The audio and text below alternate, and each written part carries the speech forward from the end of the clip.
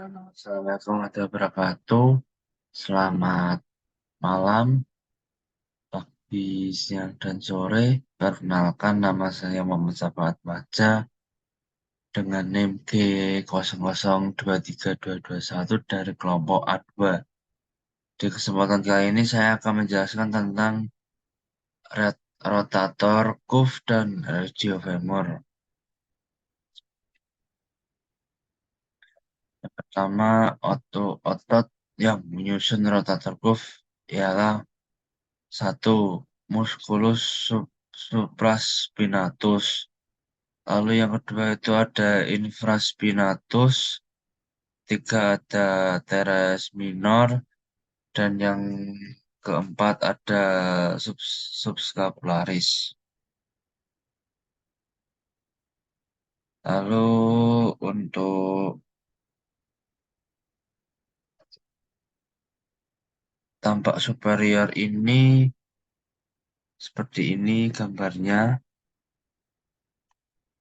Ini ada clavicula, ada musculus subscapularis, ada musculus suprapinatus, ada spina scapulae, ada musculus infraspinatus, dan lain-lain. Lalu untuk tampak posterior, ini ada dari gambar yang kanan, ada musculus supraspinatus, ada spina scapulae, ada acromion, ada lido atau musculus supraspinatus, ada teres minor, ada ini di bagian ketiak ada aksilaris.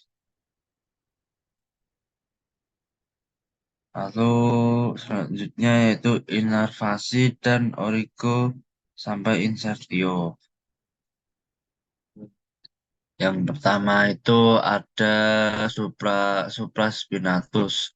Untuk inervasinya itu nervus suprascapularis dari C4 sampai C6. Lalu selanjutnya untuk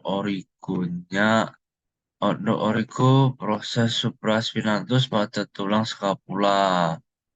Lalu insertionya proses besar tuberositas atas humerus.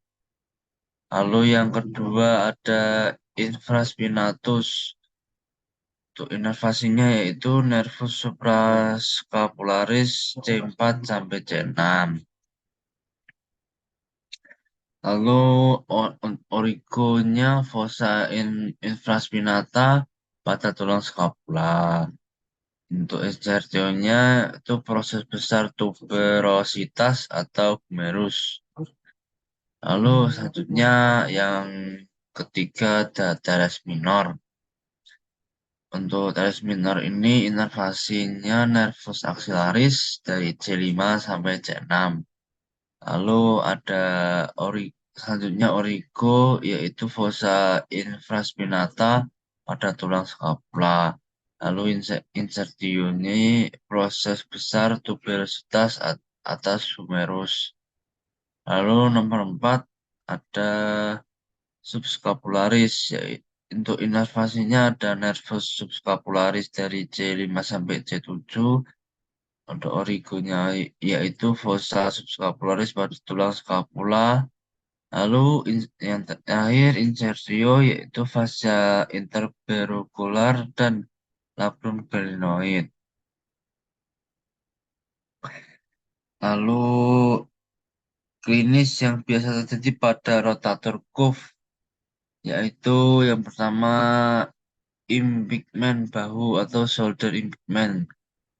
Itu tuh biasanya terjadi ketika ruang di antara tulang panggul dan tendon rotator cuff itu menyempit, lalu akan menyebabkan gesekan dan iritasi pada tendon.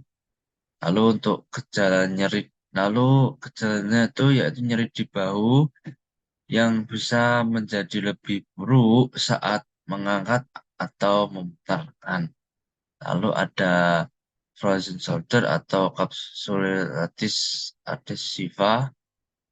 Nah, kondisi ini tuh di mana kapsul sendi bahu mengalami peradangan dan penebalan. Dan peristiwa ini itu nyebabin keterbatasan gerakan bahu. Lalu untuk gejalanya yaitu rasa sakit dan kekakuan di bahu. Terus terutama tuh sulit untuk mengangkat atau memutar lengan. Terus otot yang berkontraksi pada regio femur, yaitu yang pertama ada quadriceps femoris, yaitu terdiri dari 4 kepala rectus femoris, vastus lateralis, vastus medialis, dan vastus intermedius. Otot ini yang bekerja saat menegakkan lutut selama squat dan membantu mengangkat tubuh kembali ke posisi berdiri. Untuk contohnya itu ada inovasi dari femoralis atau rectus femoris dan obturatus yang berisikan vastus lateralis dan vastus medialis. Nah, selanjutnya yang kedua itu ada bicep femoralis. Bicep femoralis itu terdiri dari 2 kepala yaitu caput longum dan caput brevis. Otot ini membentuk fleksi lutut dan ekstensi pinggul selama squat. Contohnya inervasinya ada tibialis dan fibularis.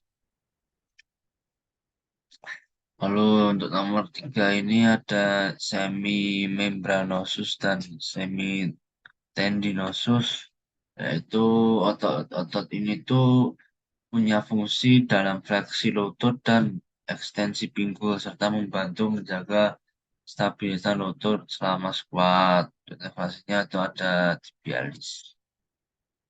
Nah, sekian yang ingin saya jelaskan dari materi tadi. Jika ada kesalahan dan salah kata, saya mohon maaf. Sekian, terima kasih.